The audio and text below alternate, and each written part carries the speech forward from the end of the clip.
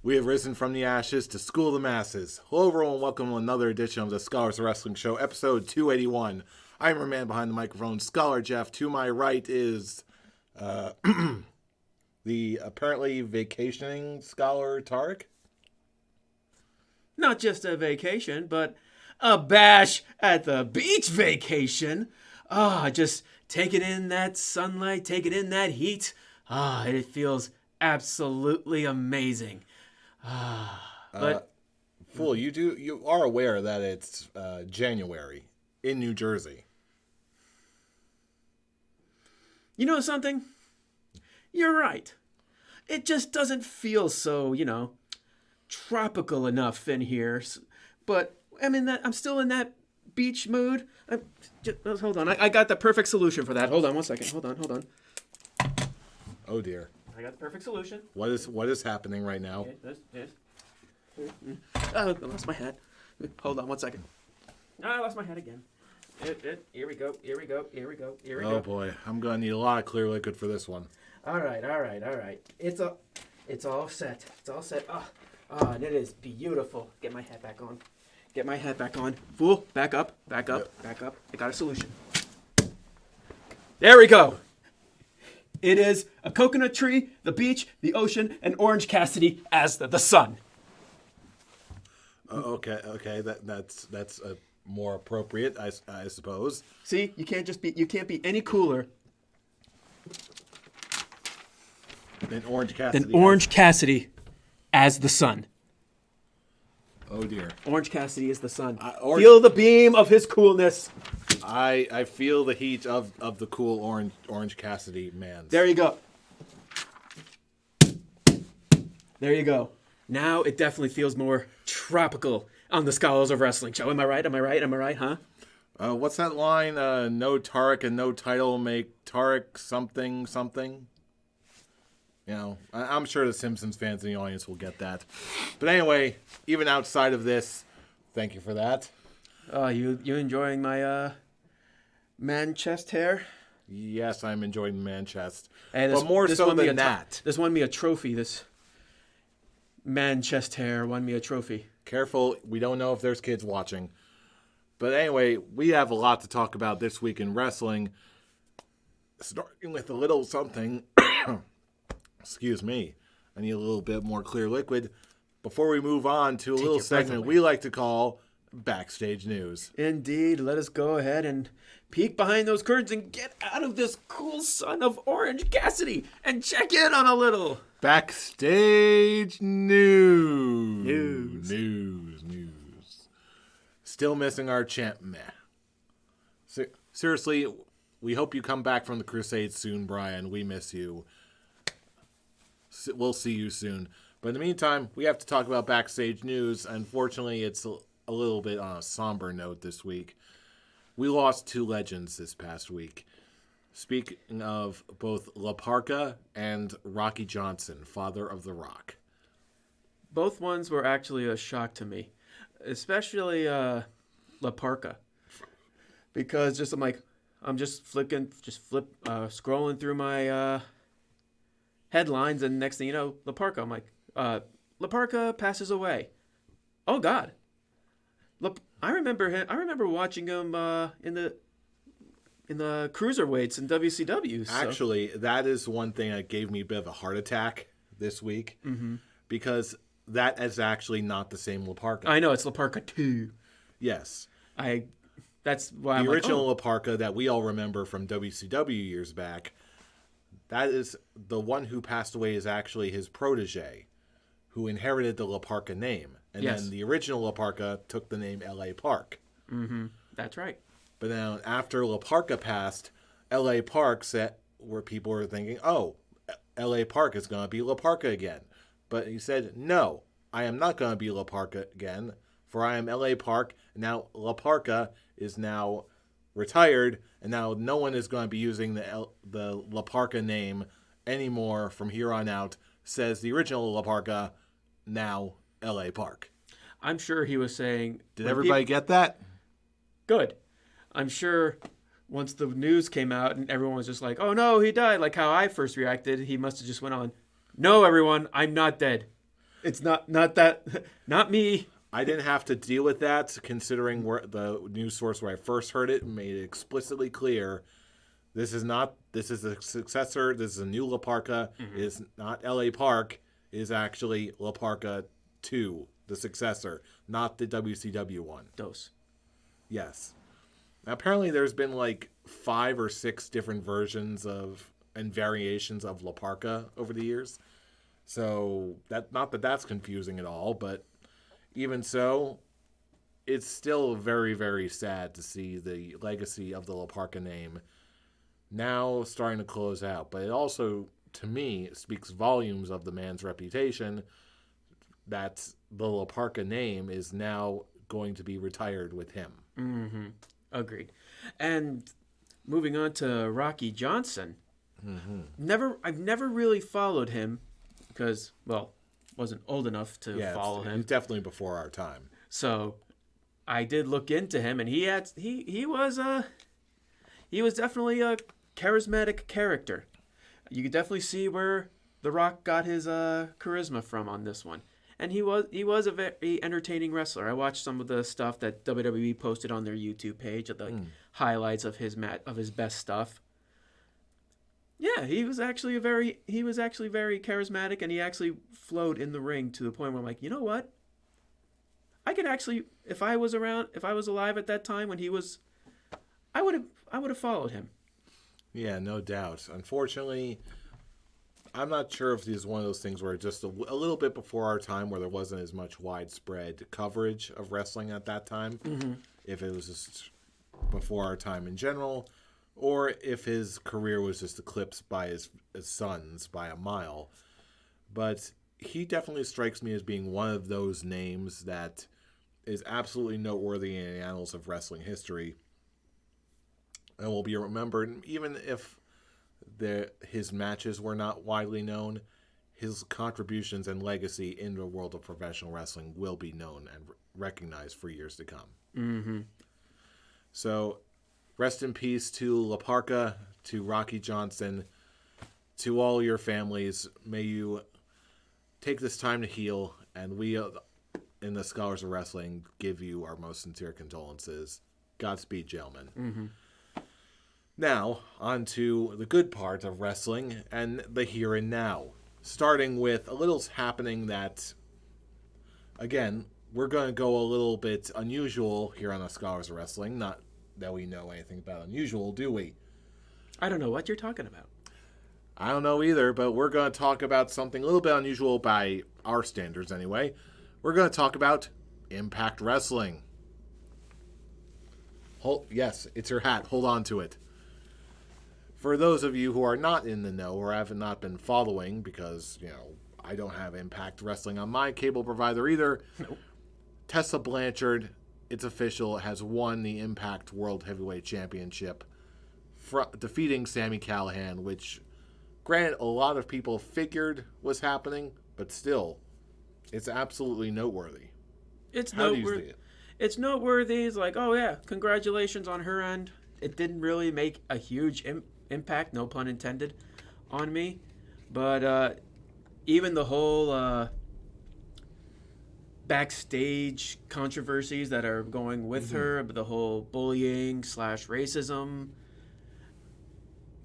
it was at that point where as soon as this started coming out, it was too late. They were on their going of her winning the world title. They weren't gonna change their minds so short-handed. But yeah, she won it. Good for her. I really have nothing else to really say about it. Again, no pun intended, it really didn't leave any impact on me. And this, even beyond the allegations of racism or bullying or whatever was coming out seemingly en masse last week, this is absolutely one of those things where it's still above and beyond all of that, generating a whole lot of opinions from all across the wrestling world. Some consider this to be a milestone in the world of professional wrestling, which it is. Other folks, like Booker T in particular, has voiced the opinion where it's probably not the best idea talking about where would Tessa Blanchard go after this? Does she continually defend the championship against other men? Does she open it up to other women? How do they handle the divisions going forward? How many people does she beat for the title? Will that make her look weak or strong? Does that make her male opponents look weak or strong? This one comment seems to have jump-started a whole other lateral line of thinking with this. And honestly, I feel like I'm wrestling with it, and I'm still wrestling with it today. Now, when it comes to the issue of how do you divide the sexes when it comes to professional wrestling, I'm of two minds on the subject. Like, on the one hand, especially if we're talking about the recent past, like say 20 years ago, this would be a major deal. Like, really the only name I can think of that would be even eligible for something like that at the time was maybe China. I think she was the only one, really. Yeah, she's the only one. But then again, I'm also wondering out loud right now, given how much the gap has been closed, two questions come to mind. Now that the women's division in wrestling has become way more credible and the threats have become much significantly larger than decades earlier, I have to wonder two things. Is a woman going for a male title even necessary at this point? And two, is it helpful for wrestling now? I honestly don't think so. I don't think. To me, I call it the Ronda Rousey conundrum. Yes, she can absolutely go with the boys. She's exhibited that during her first ever match at WrestleMania, throwing down with Triple H, making her look at $1 million. But then again, she is a woman, and the caliber of talent has gone up exponentially in recent years. So that, yeah, there are absolutely women who can hang.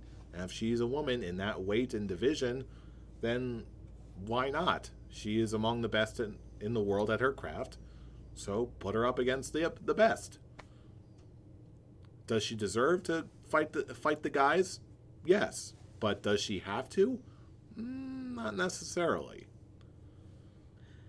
I feel like I need more time to really think about this because I really wasn't expecting to, like, go full deep on this either. Like, I feel like I actually need time to think about this before I can really make. It's not an easy question to answer. Yeah, because I definitely need time to really think about it. Yeah, because this isn't a sexism thing, or absolutely not. No, absolutely not. But here's how here's the one thing I definitely feel is true in all of this. The fact that we're even having this conversation shows to me how far women's divisions and women's professional wrestling has come just even in the past few years.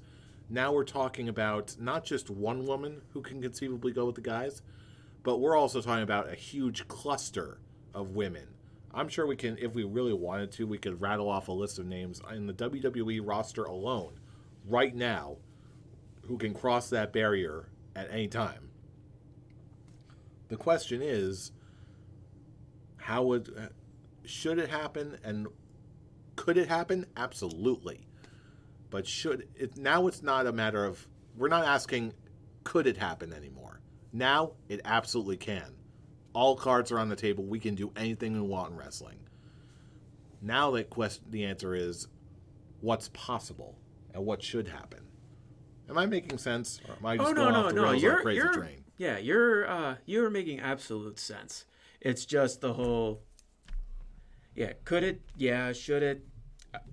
That's just the whole question on now where would it go? Especially when you look in the eyes of WWE, and just at least on that mindset, especially on the mindset of Vince McMahon, with their gender rules, especially like intergender tag matches, like when the women tag in, they have to, like, the other opponent has to tag out. It can't be man versus woman. So will it be different once Triple H and Stephanie start taking over? Possibly. I don't, because the seeds have already been planted. How they push it. Stephanie McMahon is the one that's revolutionizing women's wrestling. So she's the one who created Stephanie McMahon created women. She's the god of women's wrestling. At least that's how WWE puts it. Yeah. Hey, no one said it was perfect. Just that it was a work in progress. Mm-hmm.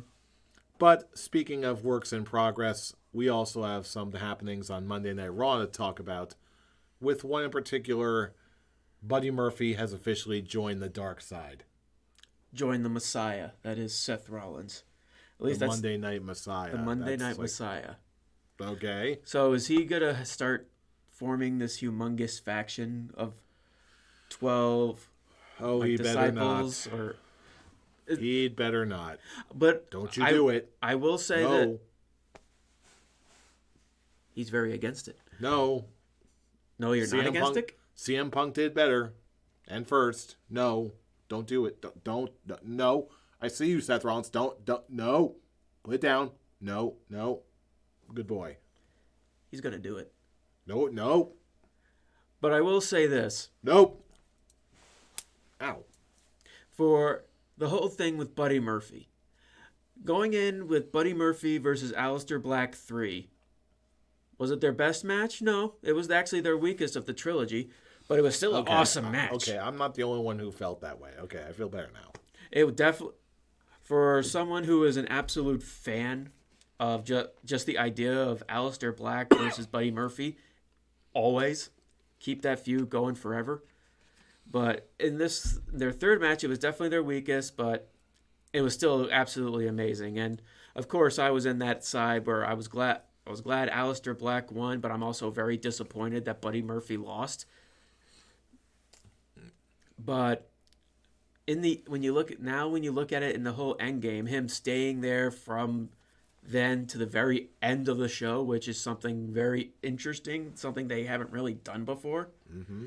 And now he's gone from pretty much someone who's lost 3 matches in a row to the top heel faction on Raw. That's a huge boost for him. Oh, yeah, no doubt. And now the idea is, or the question is Aleister Black going to join up with Kevin Owens, Samoa Joe, and Big Show?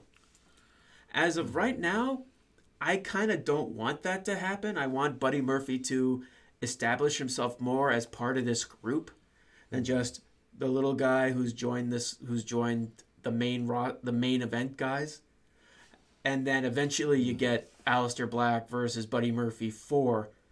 And for my personal taste, I kind of want that to be for the United States Championship after Aleister Black won it. And have that be Buddy Murphy's crowning achievement, beating the guy he can't beat for his title. Hell, make it till WrestleMania if you have to. That is a WrestleMania quality match, especially for the U.S. title. Yeah, that's the beauty of this. Again, this is another one of those questions where the further down you go, there's so many different alternatives and ways that this could possibly work and work well. In my personal opinion, I think it's possible that Aleister Black could be a part of an opposing faction. However, I do think it's entirely dependent on what happens in the actual Royal Rumble match itself. Because I see a couple potential winners in the opposing faction at this point. And if one of them wins, Aleister Black could conceivably jump in and take their place in the faction. Possible. So, yeah, I just like the idea. I just like the idea of Aleister Black being basically this just for him, because he's already been a part of a tag team with Ricochet. I kind of want him to really establish himself more as a singles competitor than just another guy part of a team. You understand? Yeah, I get that.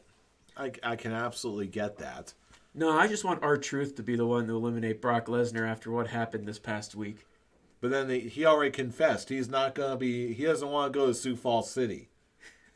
He's deconfirming his presence in the Royal Rumble. I love that segment. That was hilarious. And now Mojo Rawley's the 24/7 champion. Which, because why not? I will say, at least I saw this video that Mojo Rawley posted of him like bleaching the 24/7 championship, basically cleaning it of the past failures of it. And he's gonna, like, when you look at this title, it's just nothing but a joke where the champion is always running away from the competition like a coward. He's gonna stay. He's gonna be smart about it, and he said he was gonna make an announcement about it this coming Monday. And that he's going to be a fighter for it. I'm like, you know what? As long as R-Truth doesn't get it back immediately, I'm intrigued on what they can do. You know what? So am I. I was expecting this to take the usual Monday Night Raw angle with the 24/7 championship, where, yeah, Mojo just wins it, and then by the end of the show, R-Truth gets it back. But after the show ended and he still had the title, I'm like, oh, okay, this sounds promising. It would have been interesting if Brock Lesnar actually won it, but I really wanted him to do that, and then he just struts around with it like people are running around looking for him, and then he just runs into him, and they're like, wait a minute, this is Brock Lesnar. Back away, back away. Hell, even better. Brock Lesnar looks at it, he's like, well, I'm not going to win this piece of shit title. And then you just see Paul Heyman come and pin him. Paul Heyman is the 24/7 champion with Brock Lesnar, who is the WWE champion. And no one will try to attack Paul Heyman because he has Brock Lesnar backing him. And you know what? That's probably going to be the best possible option. Because Brock Lesnar doesn't want that piece of shit title. And that's part of the problem. If he's like, I don't want this toy, then you just took a hit to the credibility of your title on TV. To be fair, that title had little to no credibility anyway. I know, and that's not doing it any favors. Mm-hmm. It needs some sort of a boost, and hopefully this means Mojo Rawley, of all people, could possibly be the one to do it. I'll show you I'll show you that video when we're done recording. Okay, then. Yeah. But anyway. Yeah, that's nothing. Other than more coming of the 6-man tag match itself was actually really fun. It was. Kevin Owens doing that parkour, running up the ramp and jumping off sick. it. That was actually really awesome. And of course, as I continue what I said last week, the face turn of Drew McIntyre is still going. He's still getting that positive crowd reaction. And another possibility for a winner in my book. He's one of the top contenders for me. Or at least, if anything, being the one who actually eliminates Brock Lesnar. Because I still want... I know it's not going to happen, but I still want Drew McIntyre versus Brock Lesnar for the championship at Mania. You need a new badass babyface who can actually stand up to someone like Brock Lesnar. You can't just have Seth Rollins be the only guy on that Raw roster who could actually beat Brock Lesnar. Yeah, definitely. We need someone new, and excuse me. If this is any indication, I'm thinking that, Drew McIntyre might be our guy. Clearly good for the win. But elsewhere on SmackDown, there was another development that I saw this past week. Again, we're taping on Thursday, so we haven't seen this week's installment just yet. But yet again, Lacey Evans does not get her hands on Sasha Banks. Nothing? This is all you, man. Okay. I'm glad they're actually doing something interesting with Lacey Evans, especially now that she's a face, and they're sort of dropping the smug I'm a woman type ordeal, and actually going with her military background and her as a fighter. I like that. Mm-hmm. It's in the right direction. I'm just not sold on it yet. This is kind of my jam on every conceivable level. So just because it's Lacey Evans. Yeah, but the whole 1940s pinup aesthetic is just my jam. So yeah. I will say, the only the Intercontinental Championship with Braun Strowman and Shinsuke Nakamura Oh, build. I wasn't done yet. Oh, Not on the thing of Lacey. oh, okay. Yeah. Though here's my point. Am I the only one who sees this, that this could be leading up to the next few months of booking? Because imagine this. She doesn't get her hands on Sasha Banks. But correct me if I'm wrong, but isn't there a SmackDown Women's Division title between Lacey and Bayley right now? Yep. Okay then. So picture this. Lacey defeats Bayley for the women's title. Later on, Sasha Banks wins the Royal Rumble. Suddenly, boom, there's your setup for WrestleMania. Sasha Banks is not winning the Royal Rumble. There are people in line who actually have a better chance of winning the Royal Rumble than Sasha Banks. But then again, I don't think who? Give me for example. Let's go where this leads. Shayna Baszler. But what shows are you gonna go for? She's gonna go for Becky Lynch. There you go, on Raw. But in this argument, I feel like Lacey Evans and Sasha Banks do not need the Royal Rumble a Royal Rumble win on Sasha's point to actually make it a match at WrestleMania. Okay. Could that match happen at WrestleMania? Sure, but I don't think it's going to be. Okay. I don't think it's going for the Rumble win. I do agree with you. That's probably what's gonna be the SmackDown Women's Championship at Mania. They're not getting a Royal Rumble win to do that. They're saving that Royal Rumble win for in my opinion, Shayna Baszler versus Becky Lynch, or Ronda Rousey versus Becky Lynch. Okay. But in my personal opinion, I kind of don't want Ronda Rousey to come back right now, because I feel like she would just basically stomp everybody. Yeah. I like the build that they're doing with Shayna Baszler, and I think her, like I said, her versus Becky. That's just they gave hints at it in the build for Survivor Series, and I'm like, I want this at WrestleMania. Okay then. All right, now elsewhere on SmackDown, I believe you were in the middle of talking about Braun Strowman versus Shinsuke. Oh yeah, that's disappointing. Braun Strowman, of course, because he's Braun, kind of destroying Sami Zayn, Cesaro, and Shinsuke. Okay, that's disappointing enough because, my love for the Intercontinental Championship, and I wish there was actually, real build in this feud other than kind of a one-sided storytelling. But the real storyline that on SmackDown that's actually getting my huge interest is Daniel Bryan versus Bray Wyatt. This past week alone, Bray Wyatt talks about how when Daniel Bryan was in the Wyatt family, when he changed his look, when he cut his hair, and now the Fiend just wants to hurt him. And then you have Daniel Bryan saying he's going to be the first one to beat him, and then you have Rambling Rabbit in the background going, I know the secret to beating the Fiend. Here's what you need to do. And then next thing you see snitches get stitches. And the next time you see Rambling Rabbit, he's like ripped in half. Part of his face is gone as a present for Daniel Bryan. Yeah, boy. They're building they have so much history building on this story that I love every second of it. This should be main eventing SmackDown, not Roman Reigns versus Baron Corbin. Even though I'm glad to see Robert Roode back from his suspension. This Roman Reigns versus Baron Corbin is just so meh of a storyline. It's a placeholder until a big show like the Royal Rumble where they can put the Fiend against Daniel Bryan. The match everyone really wants to see. But that kind of stuff should be the stuff that's closing SmackDown, not the Usos versus Dolph Ziggler and Baron Corbin. And hey, they can all be winners. That's the number one feud on SmackDown right now. It is. And it sucks. But we're also approaching the Royal Rumble, so anything can happen.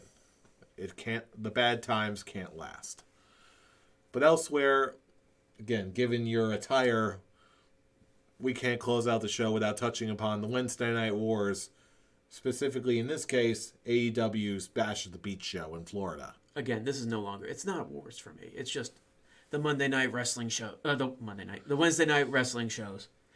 But in their case for Bash at the Beach, it definitely delivered. It was definitely a very entertaining show. I was very glad to see DDP return to TNT wrestling television.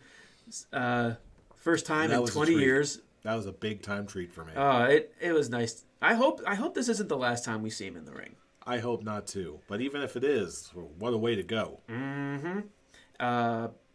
Pac versus Darby Allin to main event was absolutely phenomenal, and I'm looking forward to Pac versus Dean Ambrose. John Moxley.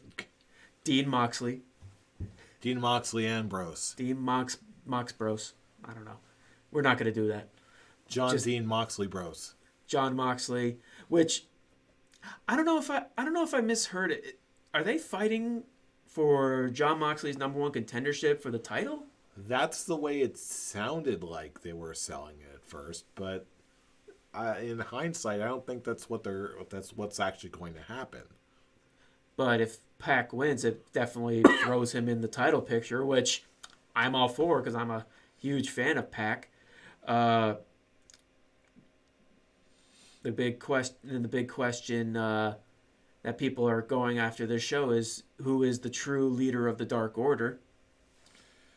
Which there are big rumors going around that it's going to be Broken Matt Hardy when he gets out of his WWE contract. Which, when I think, I'm like, you know what? As intriguing as that sounds, I'm not exactly full on about it. I kind of want to see Broken Matt Hardy be feuding against the Dark Order than being a part of it. If I'll tell you what, it wouldn't be the worst use of Matt Hardy. No worse than what they're doing now with him. Although I did like the Twitter back and forth that he had with Bray Wyatt. That was nice. I'm like, that was you know nice what? Recognition. That is very. I'm like, I like this. This is sweet. But yeah, it was a very, very good Dynamite kick. Dynamite kick, Bash at the Beach. I guess, would you say crossover? I guess. It's kind of both, really. I don't Dynamite know. Kick sand on the beach while bashing it. I don't know. They can't all be, like I said, it can't all be winners. I do like that they definitely kept the look of like a sexy lifeguard, beach-esque looks. And the announcers were wearing tropical shirts minus JR. They brought it. They truly brought it. Yeah, I like the definitely like the 80s look that it had. It kind of reminded me of like those songs that are on YouTube. That's like, here's this song, but 80s-fied. Was that called Vaporwave? I think so. Something like that. Yeah. Vaporwave wrestling. Okay. I definitely like the look of it. Yeah, I dig it too. Oh, excuse me. I'm going to need a lozenge after this one.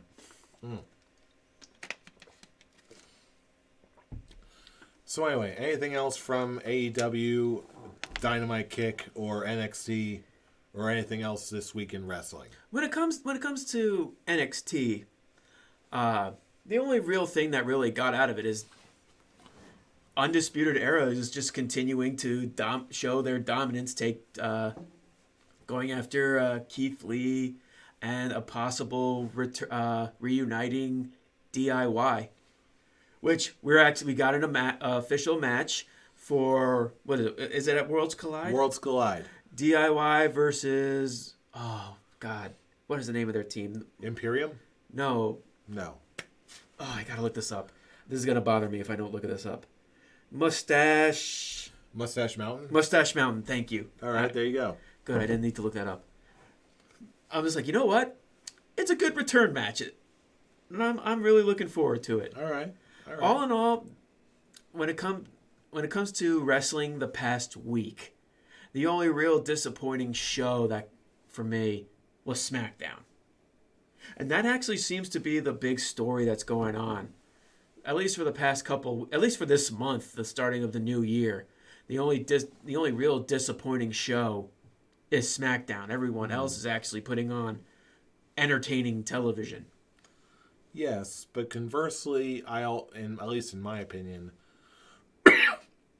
SmackDown also has a plethora of more entertaining stars, or at least the ones that I'm more interested in. Oh yeah. Sure, when I sort of tune out sometimes when I'm watching SmackDown, but the second the Firefly Funhouse theme hits, I'm just like, I'm watching. I'm focused. I'm not on my phone. I'm not talking to my wife.